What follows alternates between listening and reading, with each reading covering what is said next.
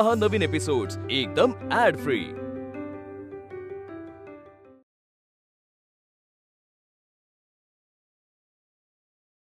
आपल्याला भाकरीपेक्षा जास्त महत्व स्वाभिमान आणि शिक्षणाला द्यायला हवं।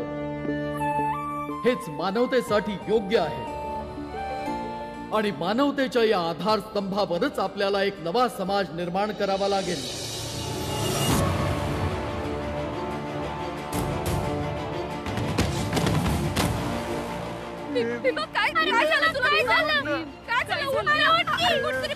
माहित नाही आई। वैद्य बुवा, लवकर या मुलाला पहा, भरून पडलाय। अब मुका मार सुद्धा लागू शकतो। भाई भीमा भाई समत ठीक होईल। हा हे घ्या खोंगड। भीम कुठं आहे? कुणीतरी त्याला धक्का दिलाय, खूप लागलंय त्याला। आणि खरं म्हणजे उद्या होणाऱ्या परीक्षेत तू भाग नाही घेऊ शकणार।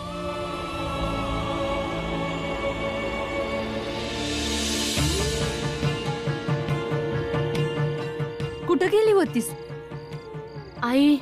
ती बाई भीमानाजीला घोंगडी दिलती, गाववाल्याने तिची घोंगडी भिजवून टाकली। हा मग? तर भीमानं मला सांगितलं तिला दुसरी घोंगडी दे म्हणून। मी तिकडेच गेले होते।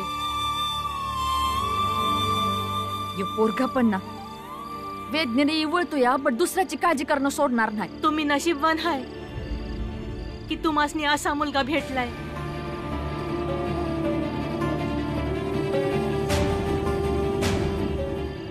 मला पण तीन मुलं आहेत, लय मोठी मोठी, पण कुणाला पण येळ नाही का आपल्या आईकडे बघायला हवं। त्यांना त्यांच्या आईची काळजी नाही, पण तुमच्या पोराला समध्यांची काळजी आहे। तुम्ही निघून जाईत ना। जर त्यांनी तुम्हाला आमच्या घरावर पाहिलं तर माहित नाही ते आमच्यावर काय करतील। तुम्ही जाईत ना। त्यासनी जे करायचं होतं ते त्यांनी केलं की, आता काय करायचं बाकी ठेवलंय? जर तुमची परवानगी असेल तर मी भीमला बघू का? जर तुम्हासनी आमच्या घरामध्ये यायला काही हरकत नसेल तर येऊ शकता। भेटा भीमाला।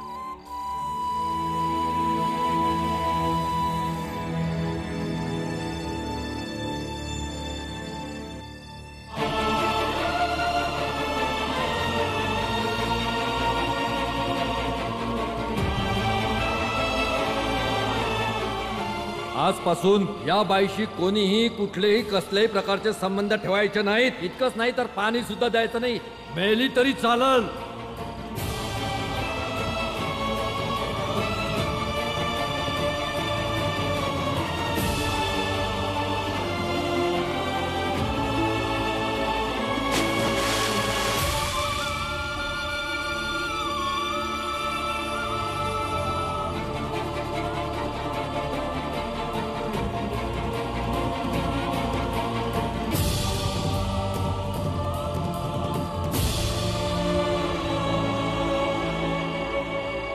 इतक्या वर्षात असं कधी झालंच नाही। तुमच्या समाजाचे लोक आमच्या घरापासून नेहमी लांब राहिले, पण आज तुम्ही समाजानं आखलेल्या रेषेला पार केलात। ह्यात तुमचा काय बी दोष नाही। दोष तर त्या लोकांचा हाय जे आपल्यात रेषा आखून आपल्याच लोकांना वेगळं करतात।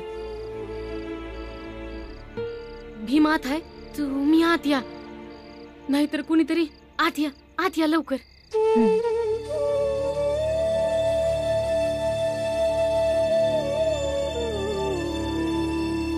भीम, हाताला लागलंय ना बाळा, हे समज करत राहिलास तर ते बरं कसं होईल?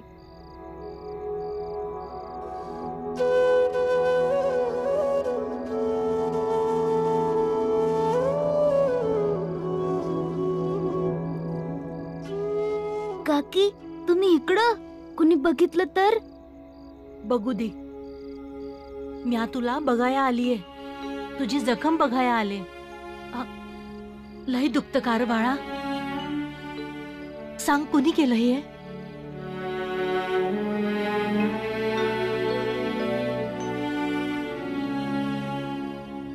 नाही बघू शकलो।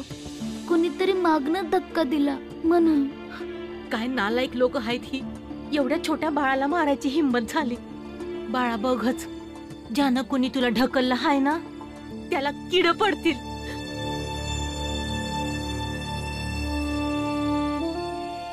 पण तुम्ही मला का शिवताय? आमच्या जातीला नाही शिवलं जात.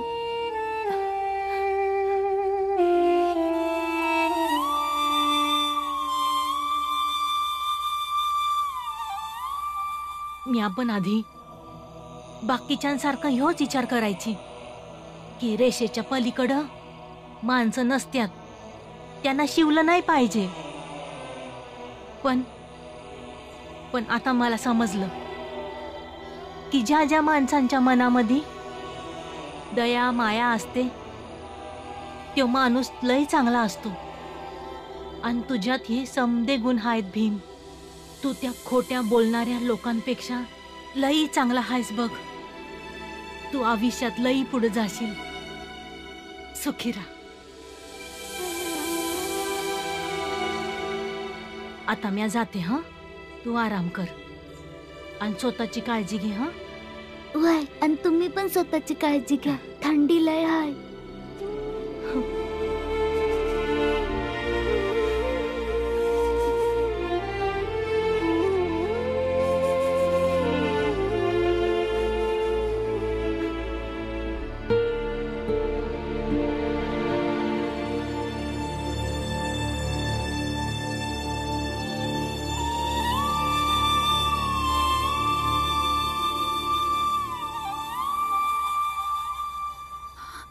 इतक्या वर्षात पहिल्यांदा आपल्या घरी दुसऱ्या समाजाचं कोणीतरी आलं आणि माहित नाही मला इतका आनंद का होत नाही.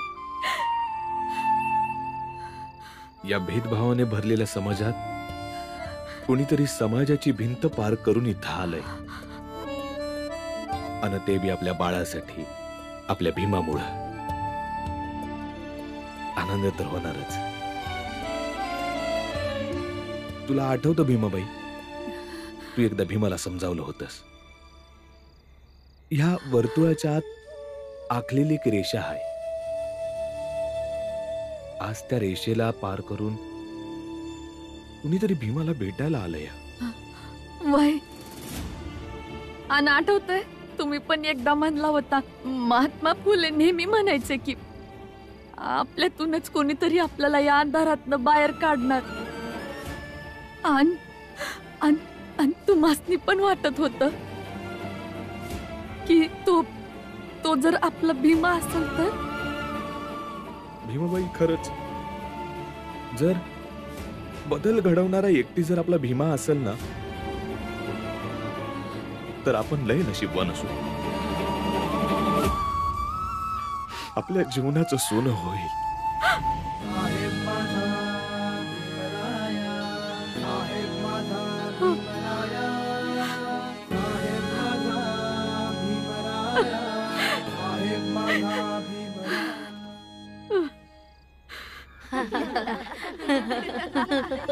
काय भीमराव, आता पहिला नंबर नाही काढणार? आता परीक्षेला बसायच्या लायकीचा पण नाही राहिला. आता कसला येतोय पहिला? अरे घाबरला असल की परीक्षेत पहिला नंबर नाही आला तर फान काढ होईल म्हणून. काय माहित स्वतःचा हातपाय मोडून बसला असल. जेव्हा पण कोणती स्पर्धा असती, परीक्षा असती, तेव्हाच हात पाय मोडत्यात. बरोबर बोलतोय. अरे घाबरला असल भीमराव म्हणून परीक्षेला नाही बसायचं नाटक करतोय. अरे पहिला नंबर म्हणजे काय खेळ आहे वय? बघच परीक्षेला घाबरून पळतोय, उद्या शाळेतून पण पळून जाईल.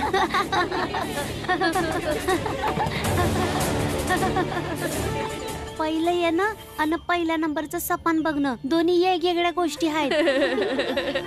बरोबर बोलला पोरा. त्याच्याकडनं फक्त मोठी वार्ता ऐका. याचा तर खेळ संपला. आणि तसं पण पोरा शिक्षण अभ्यास रक्तात असतं. आणि मोठा भाऊ तो काय करतोय? बाजा वाजवतोय बाजा. आता लहान भाऊ बाजा सांभाळेल का पहिला नंबर काढल? अरे दादा, मी आधीच सांगितलं होतं हे शिक्षण बिक्षण यांना नाही जमणार आहे. हे समजा ढोंग आहे ढोंग. तुम्ही बघाच एक दिवस हे लोक तेच काम करणार ज्यासाठी यांचा जन्म झालाय. होय, बरोबर बोलतोय. भीमराव, मी विचार केला होता की तू संकल्पपत्र दिलंय म्हणून तू दुसऱ्यांसारखा नाहीये. तू सगळ्यांपेक्षा वेगळा आहेस. पण मी चुकीचा होतो.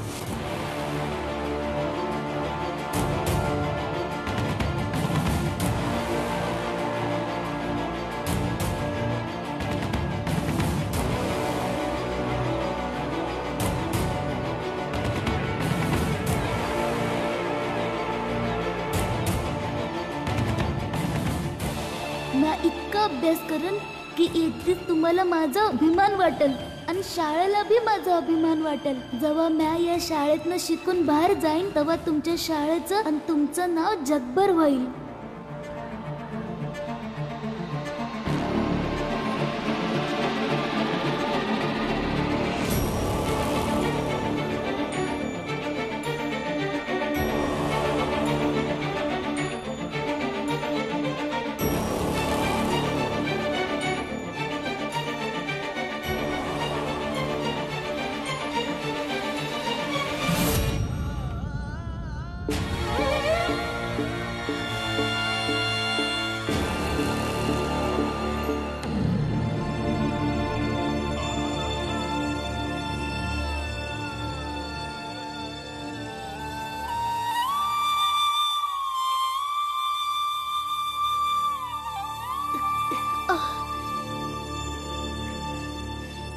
बाबा, बाबा. काय झालं भीमा? काय झालं? काय झालं? हा बाबा, बाबा काहीतरी उपाय असेल ना, म्हणजे मी परीक्षेला बसू शकन. मला हरायचं नाही आहे आणि अभ्यासात तर अजिबात नाही. भीमा, अरे नग इतका विचार करू. झोप की बाळा, त्रास होतोय ना. मग उभा अव काय बोलताय? कसा उभा राहील त्यो? त्रास होतोय. म्या म्हणलं ना उभा राहा.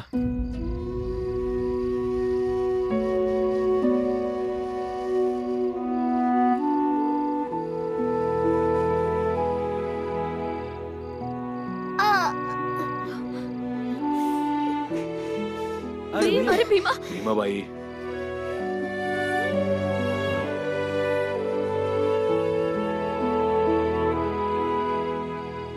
राहू.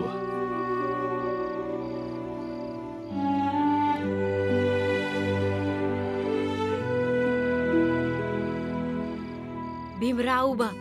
भीम राहू बा. हो भीम, राह उभा. भीम राव बा. उभा राहा भीम. भीमा उभा राहा. शाबास. भीमा. हा हा हा.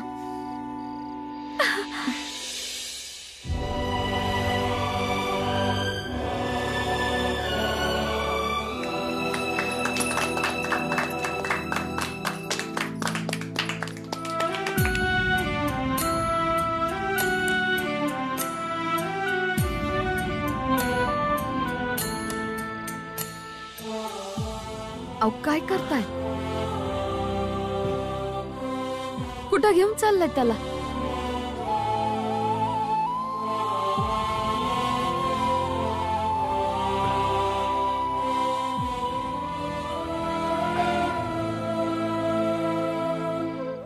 त्याला इलाज पाहिजे आणि माझ्याकडे एकच उपाय आहे जो मी याला समजवतो. या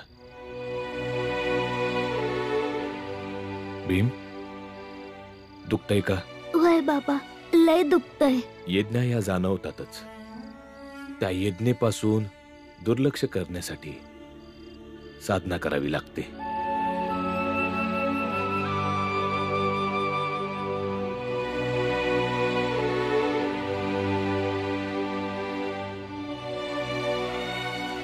भीम, तू चंद्र आणि चकोरची गोष्ट ऐकलीच असशील. चंद्र जेव्हा दिसतो तेव्हा चकोर त्याला रात्रभर त्याला बघतच बसतो. मग चकोर हे नाही बघत की किती थंडी आहे आणि किती गारवा आहे. आपल्याला भजन लगेच पाठ होतं बघ. पण पुस्तकात लिहिलेल्या गोष्टी आपल्याला आठवण्यात लय वेळ लागतो बघ. कारण भजन करतेवेळी आपलं लक्ष जास्त तिकडच असतं. काही समजतंय का? नाही बाबा, काहीच नाही समजलं. समज की भीम, म्या या हाताला सुरीनं जखम केली तर आपल्या मेंदूचं या हाताकडे लक्षच नसेल तर आपल्याला वेदनेची अनुभूती नाही होत. एवढं पण सोपं नाही भीम. पण असं पण नाही की अशक्य आहे. तुझ्या बरोबर भी असं बराच वेळा झालंय की अभ्यास करताना तू इतकं मन लावून अभ्यास करतो की तुझी आई कवा आली आणि गेली तुला कळत भी नसेल. वैद्याने दिलेली कोणती बी औषधं तुला सकाळपर्यंत ठीक नाही करू शकणार. हा जर तू याकडे दुर्लक्ष केलंस तर म्या तुला शाळेत घेऊन जाईन. आता एक काम कर, आता आधार न घेता आपल्या आईपर्यंत चालत जा.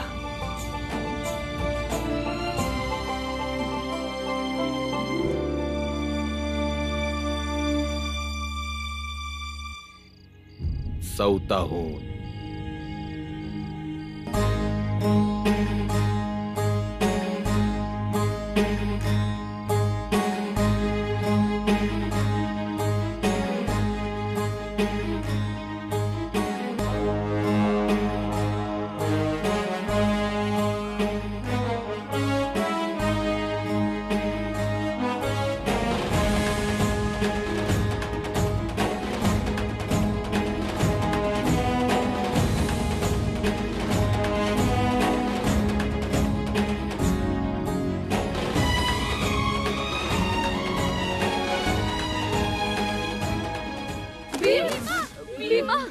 थांबा, मी स्वतःहून उठन.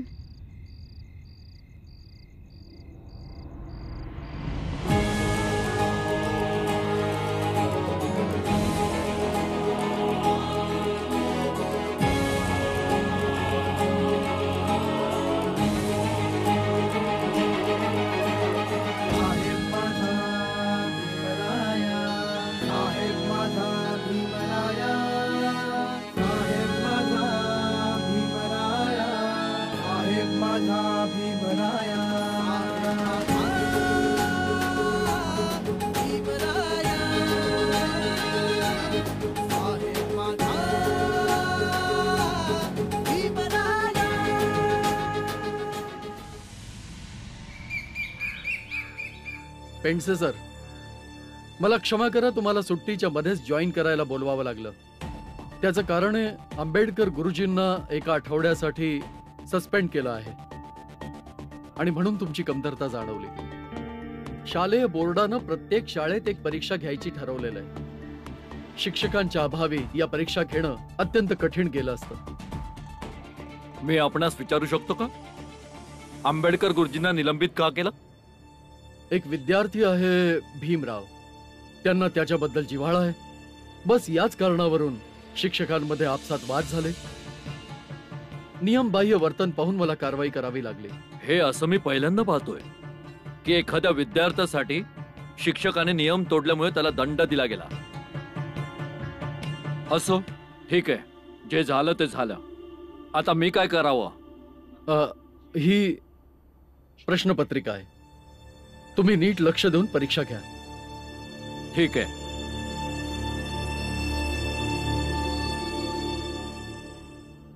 अरे, तो आपला भीमराव नाही आला? परीक्षेला पहिला नंबर काढणार होता ना व तो? अरे, हातपाय तोडून घेतल्यावर कसला येतोय शाळेत? नमस्कार मुलांनो, नमस्कार. अरे, कुणाचे हातपाय तुटले? गुरुजी, त्योच. त्याला शिवलं तर अशुद्ध व्हायला होतं. भीमरावच हाय, त्याचंच.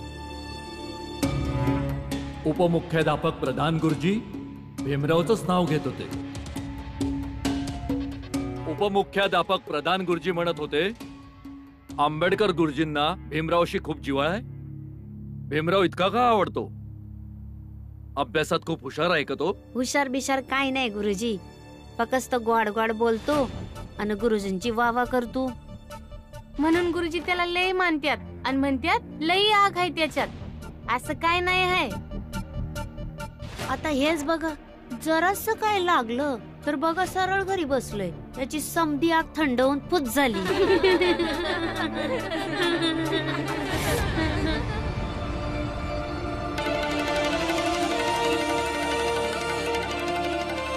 ए ते बघा.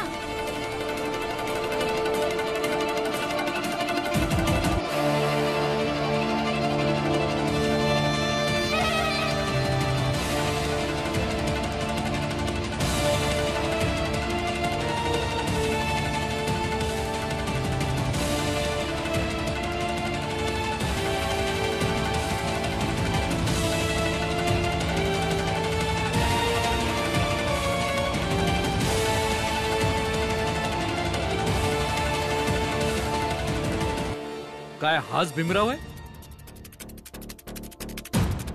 हा भीमरावच असणार.